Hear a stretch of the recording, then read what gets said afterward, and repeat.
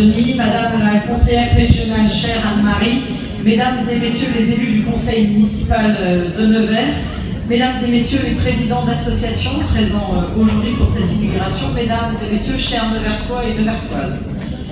L'inauguration qui nous unit aujourd'hui, celle de l'avenue Pierre Bérégovoy, me procure un plaisir tout particulier. Elle fait vaciller mes sentiments. En effet, je suis à la fois fière et émue. Fière, oui, je suis fière de soutenir un gouvernement qui a contribué à la réalisation et à l'amélioration de cet axe incontournable du centre-ville de Nevers, l'avenue Pierre Bérégovoy. Elle favorise désormais les modes de mobilité alternatifs et leur priorité, piétons, vélos, transports en commun, car il s'agit bien de trouver un équilibre harmonieux et efficient entre tous ces modes de déplacement, en travaillant les complémentarités et les interconnexions entre tous. Cette nouvelle avenue ouvre désormais l'espace public à l'ensemble des usagers, en offrant une circulation apaisée et en accordant une attention toute particulière aux usagers les plus vulnérables.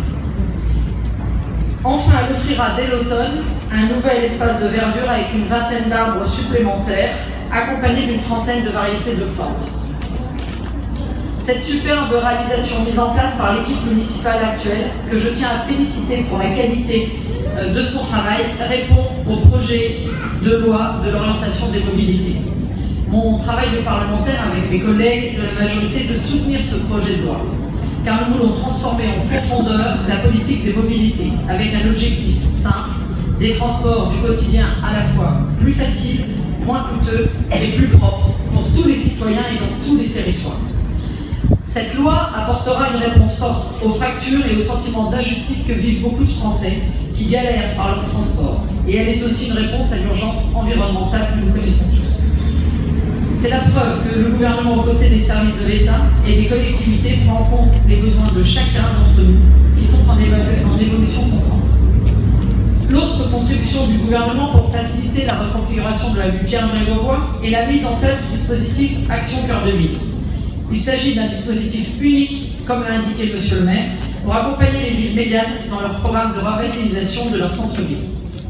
L'objectif d'Action Cœur de Ville est d'encourager l'émergence de projets et de programmes urbains innovants en centre-ville, adaptés au marché et aux besoins locaux, tout en favorisant la transition écologique et l'inclusion sociale, et en valorisant bien entendu notre magnifique patrimoine architectural, paysage et urbain.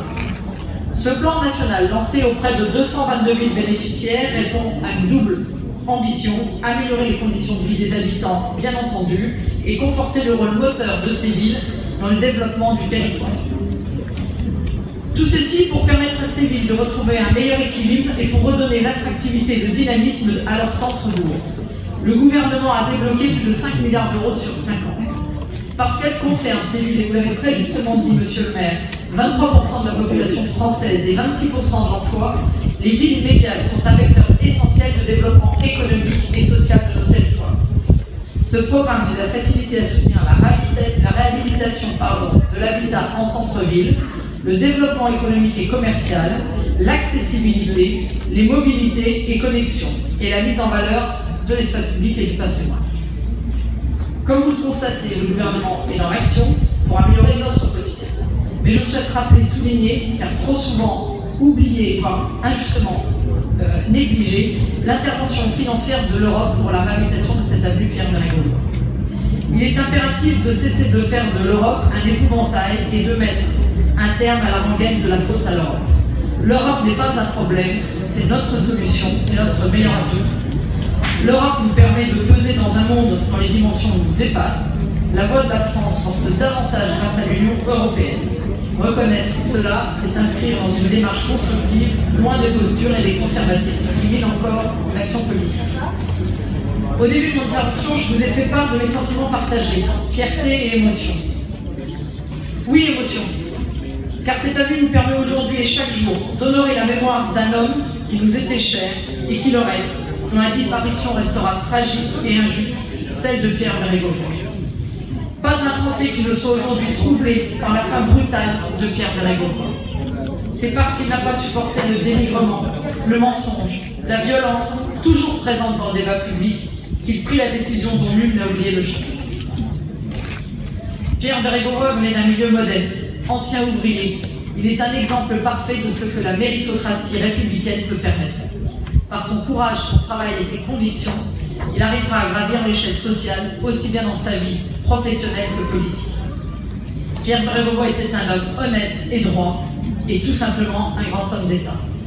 Cet homme, parce qu'il était guidé par l'honnêteté en politique, la morale et le respect des engagements, et il restera un modèle pour moi, jeune Leversoise à l'époque. Pour conclure mon propos, je veux vous rappeler que je suis déterminée pour accompagner et soutenir notre ville de Nevers et plus généralement notre département de la Nièvre pour rayonner plus fort, plus haut et au-delà de nos frontières car nous en avons les moyens. Nos atouts ne manquent pas. Nous disposons d'une filière industrielle qui se mobilise, d'un potentiel d'innovation aigu, d'une capacité d'investissement nécessaire pour stimuler tous les projets de l'avenir et une richesse touristique qui n'est plus à démontrer. Comme vous le voyez, Nevers s'est réveillé, la Nièvre a tout pour gagner. Je vous remercie.